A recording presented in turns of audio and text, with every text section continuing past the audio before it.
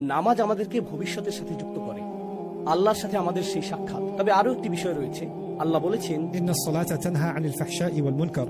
নামাজ হলো সেই জিনিস যা আপনাকে অশ্লীলতা থেকে রক্ষা করবে, আর নামাজি হলো সেই জিনিস যা আপনাকে অন্য সব মন্দ কাজ থেকে রক্ষা করবে। অন্য কথায়, আমার মাঝে, আপনার মাঝে, প্রতিটি মানুষের মাঝেই খারাপ কাজ করার একটা বাসনা রয়েছে।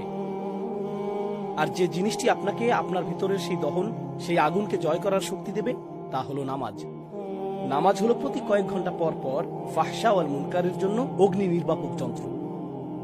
আপনার মেজাজের সমস্যা, আপনার হরমোনের সমস্যা, আপনার কিছুর প্রতি আপনার আসক্তি, যে কোনো কিছুর প্রতি আপনার আসক্তি, বা অন্য যা কিছু হোক, সব কিছু, আমাদের ভেতরের সকল মন্দ, আমাদের ভেতরের মুনকার, আমাদের ভেতরের ফাহশা, সব কিছুই দমন হয়ে যাবে। কারণ আল্লাহ বলছেন ইন্নাস সালাতা তানহা আনিল ফাহশা ওয়াল মুনকার। নামাজ হলো সেই জিনিস যা অশ্লীলতা এবং মন্দকে শেকড় গাড়তে দেয় না, এটা তা থামিয়ে দেয়।